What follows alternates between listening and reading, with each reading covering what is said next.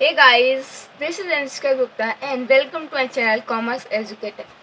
तो इस वीडियो में हम बात करने वाले हैं कि आपको क्या मिस्टेक्स नहीं करनी चाहिए जो मैंने अपने इको के एग्ज़ाम के टाइम पर की थी, ठीक है, जिससे मैंने इको में अच्छा स्कोर नहीं कर सकी कंपेयर टू अदर सब्जेक्ट्स। तो आपको वो मिस्टेक्स नहीं करनी है, वो मैं आपको बताती हूँ इस वीडियो में।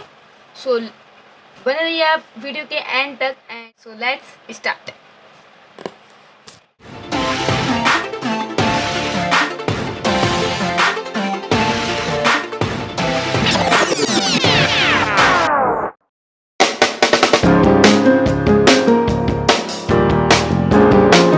सबसे पहले तो आपको इको का जो पेपर पैटर्न है उसको समझना बहुत ज़रूरी है। मैंने जो मिस्टेक्स की थी वो क्या थी कि मैंने एग्ज़ाम के पेपर पैटर्न को नहीं समझा। मैं ये कि पेपर 2 पार्ट्स में डिवाइड रहता है। एक पार्ट हमारा मैक्रो इकोनॉमिक्स का आता है, सेकंड पार्ट हमारा इंडियन इको का आता है। तो मैं क्या करती थी, मैक्रो इकोनॉमिक्स को ज़्यादा अटेंशन देती थी कंपेयर टू इंडियन इकोनॉमिक्स। तो आपको ये नहीं करना है, आपको दोनों को ही अटेंशन इक्वल देना है।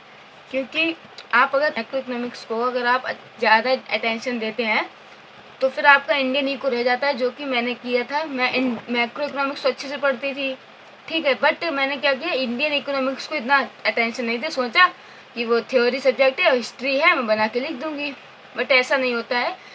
ये हमारे केस बेस्ड क्वेश्चंस आते हैं ना, उसमें प्रॉब्लम हो जाती है, ठीक है। तो आपको क्या करना है, इंडियन इकोनॉमिक और मैक्रो इकोनॉमिक को दोनों को इक्वल अटेंशन देनी है, ठीक है। और सेकंड मैंने जो मिस्टेक की थी वो मिस्टेक की थी कि मैंने न्यूमेरिकल प्रैक्टिस नहीं किए थे।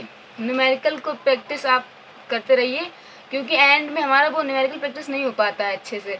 अगर अभी से आप करेंगे तो आप न्यूमेरिकल अच्छे से कर लेंगे, ठीक है।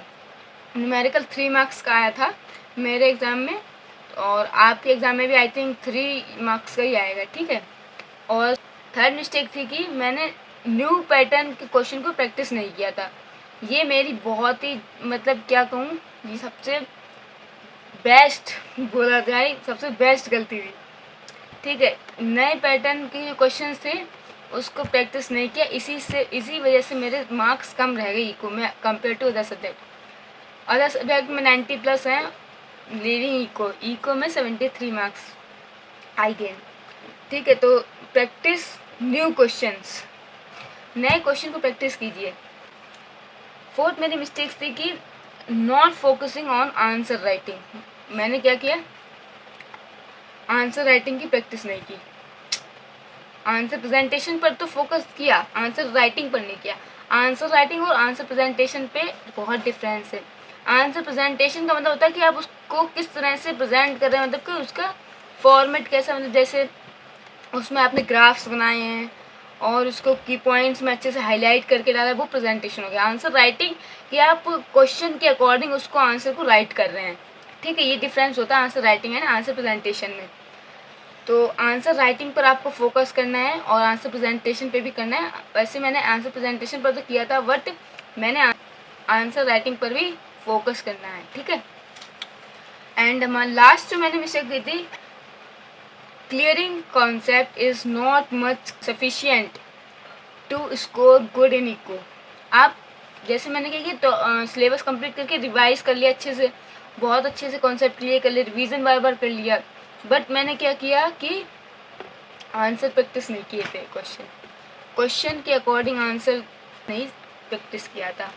तो क्वेश्चन के अकॉर्डिंग आप आंसर को प्रैक्टिस करना सीखिए, ठीक है। मैं आपको रिवाइज कराती हूँ 5 मिस्टेक जो मैंने की थी अपने एग्ज़ाम टाइम पे। पहला तो मैंने अटेंशन दी थी मैक्रो इकोनॉमिक्स को ज़्यादा और इंडियन इको को लेस। तो आपको इक्वल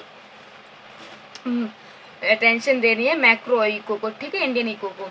सेकंड मिस्टेक जो थी, मैंने प्रैक्टिस नहीं किया था न्यूमेरिकल्स को, तो आपको न्यूमेरिकल प्रैक्टिस करते चलना है। थर्ड मेरी मिस्टेक्स थी कि मैंने न्यू पैटर्न क्वेश्चन को नहीं प्रैक्टिस किया था, जो हमारे केस बेस्ड अब भर चुके हैं उसको मैंने प्रैक्टिस नहीं किया था, इस वजह से मेरे मार्क्स कम रह गए इको में। फोर्थ जो मैंने मिस्टेक्स की थी, not focusing on answer writing. Answer writing में कि आप प्रैक्टिस अभी से स्टार्ट कर दीजिए, क्योंकि अगर आपकी answer writing and answer presentation अच्छा होगा तो आप अच्छा स्कोर कर सकेंगे, ठीक है।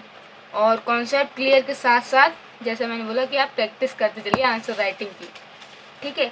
तो ये 5 मिस्टेक्स का आप ध्यान रखिए। बाकी जो थ्योरी सब्जेक्ट के लिए मैंने 3 टिप्स बताई थी वो फॉलो करिए, आप अच्छे से स्कोर कर सकेंगे इकोनॉमिक्स में, ठीक है। एंड नेक्स्ट वीडियो हमारी होने वाली है इंग्लिश स्ट्रेटजी पर, और इसके अलावा आपको किसी भी टॉपिक पर वीडियो चाहिए है तो वो आप उस कमेंट बॉक्स कर दीजिए, उस पर आपको वीडियो मिल जाएगी। And if you find this video helpful then please like this video and subscribe my channel and share to others. Thank you. Okay, bye.